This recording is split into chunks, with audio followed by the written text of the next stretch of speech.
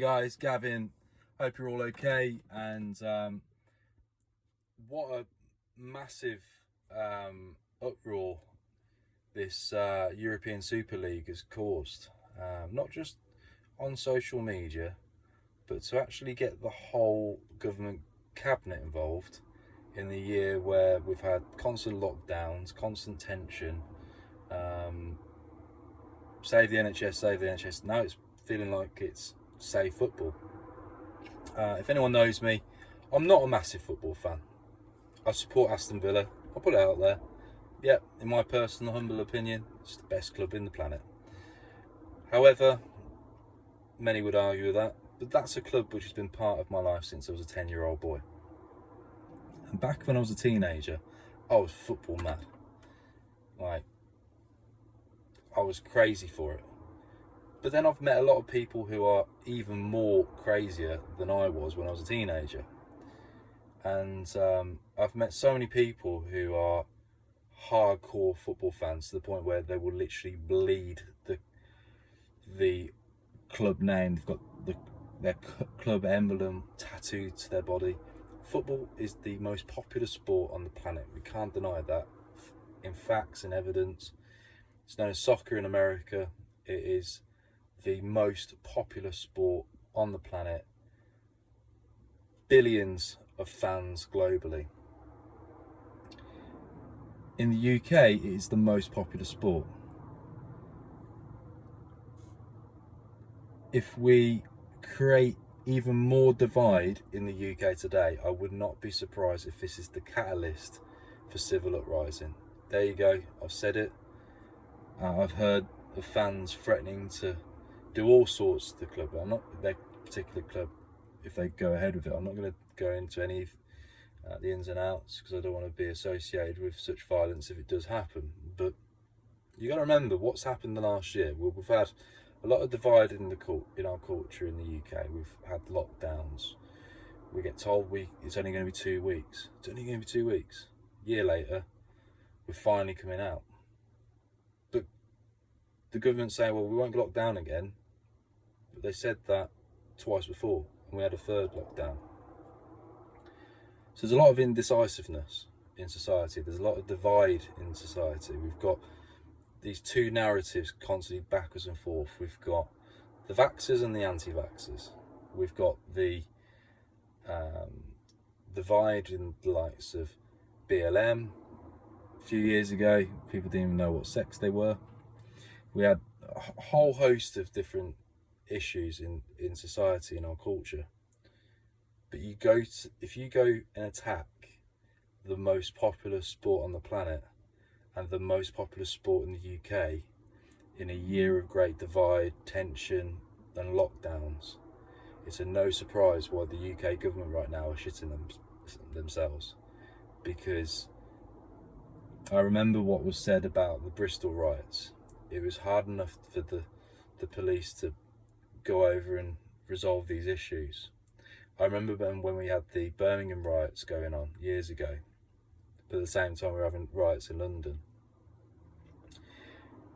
If suddenly there's riots in every major city across the country over football tensions, and then that is the catalyst of what's happened the last year,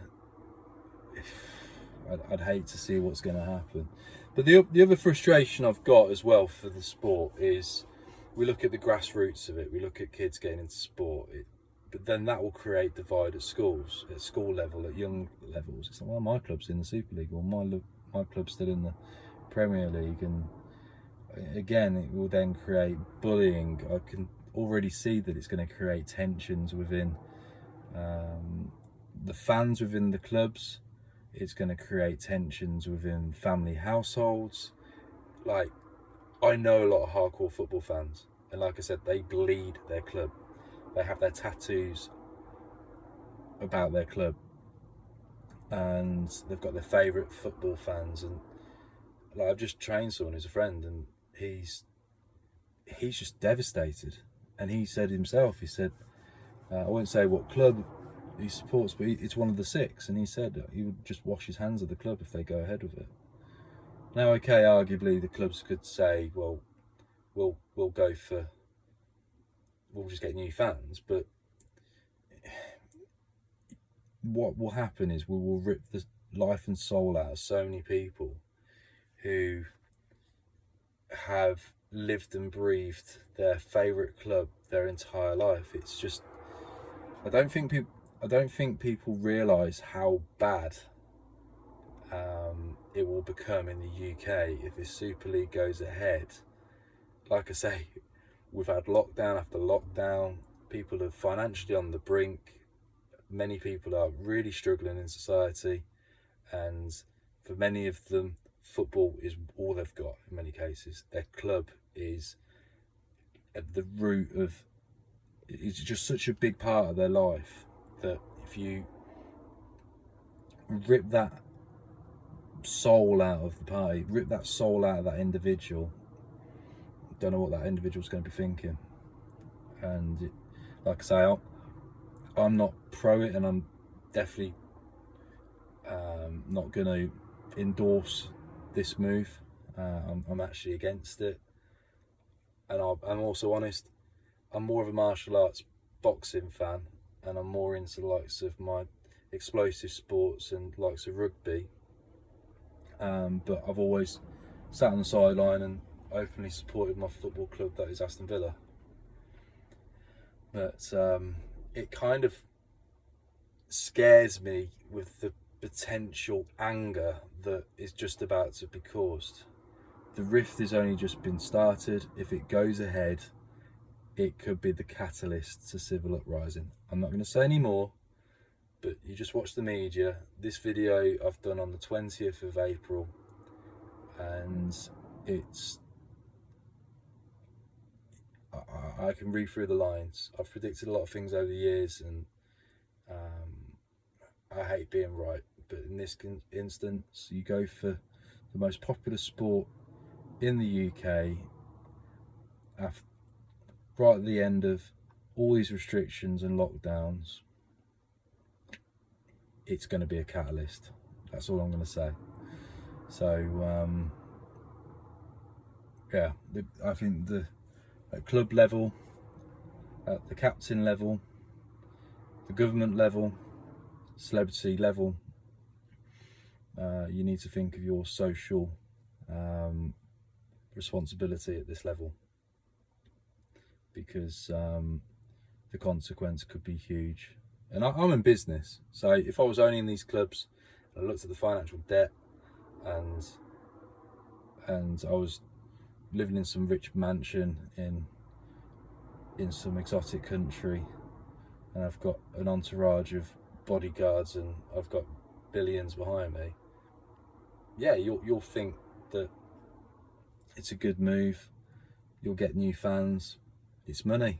It's not like at the club level. It's not like at the fan level. I mean, I was brought up around football hooligans. I've been to some of these big games.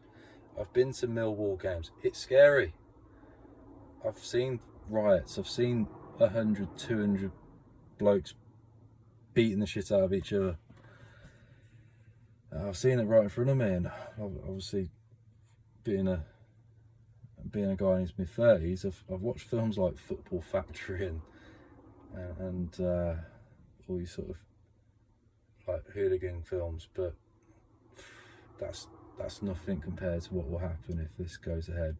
So, like I say, guys, I like the sport. I'm a massive fan of the World Cup. At club level, I support my team, but then I'm standing more on the sideline with this, watching. And like I say, I'll just take the scenario, skin it to its bare bones, analyse it, look at the pros and cons. But it's just, like I say, a lot of people lost the plot the last year, and it's the most popular sport in the country, and these 6 clubs could end up being targets. That's all. And then the government's got to be thinking, how do we control our own populations in this scenario? It might not happen, but if it does, it's going to create a rift, and it's going to create a rift at club level. It's going to create rifts with the police, the government, economics. It could destroy so many businesses and livelihoods. And again, people don't look at this side of things, because if people wash their hands of the club, they're not going to go to the pubs next to them. If they wash their hands of the clubs, they're not going to, indirectly, it's going to have an impact on the supply chains, and then it's going to affect jobs. And people don't realise how big football is for the UK economy. So I'm going to stop ranting and raving. I'm not going to say any more on it. It's upset me for the sport, and it's upset me for a lot of friends of mine who I know are so passionate about their club. But what's nice as well is the fact that I think in this instance everyone's putting their differences aside and they're focused on the sport in question, and that is football. And sport's important for people. It's important for health, fitness, camaraderie. It's important for, I mean, if you look on my YouTube, if you scroll back, you'll see a video of someone bus surfing. And that ended up in the national papers, that did. That was on Sky News. I was interviewed on the BBC, ITV. Yeah, and yeah, I advertised last year with Talk Sport, and everyone's football mad in this country. Well, when I say everyone, I'd say at least half the nation is mad about football, and this is going to make them mad. I can't highlight this enough. So it's a shame, because I just don't want to see such a rift in a beautiful game.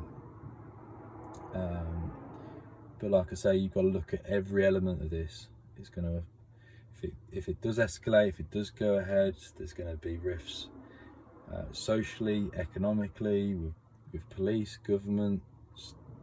It's going to, it's going to affect young people.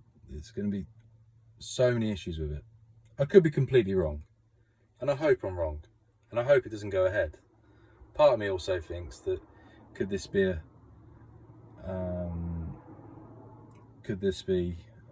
some sort of like PR stunt, but nothing surprises me anymore. All I'll say is at this point is I bought Dogecoin cheap, and then Elon Musk shouted it out. That's all I'm going to say. So I was right about that. I bought in at 4 cents, it went up to 44 cents. I sold the majority out, worked that out. I was right about that. I kind of have that same gut feeling again. So there we go. Not going to say any more. I hope it doesn't go ahead. If it does, just remember, guys, there are other things in life. Friends, family, your hobbies, interests. Don't lose sight on that. So there we go. Thanks for watching, and if you like what I'm about, hit the subscribe button and give us a thumbs up. Thank you.